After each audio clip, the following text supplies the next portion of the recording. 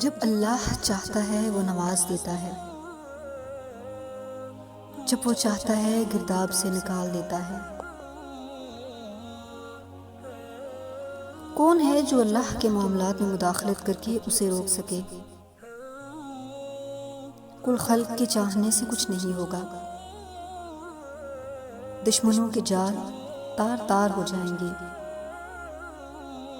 جب رحمتوں کے دروازے کھلتے ہیں تو پستی بلندی ہو جاتی ہے، ناکامی ٹرافی ہو جاتی ہے۔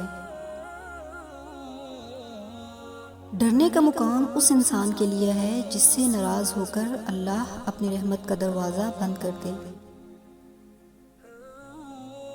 جسے یہ توفیق بھی حاصل نہ رہے کہ وہ توبہ کر کے دعا مانگ کر اللہ کے قریب ہو کر اپنے لیے رحمت کا دروازہ کھلوا لے۔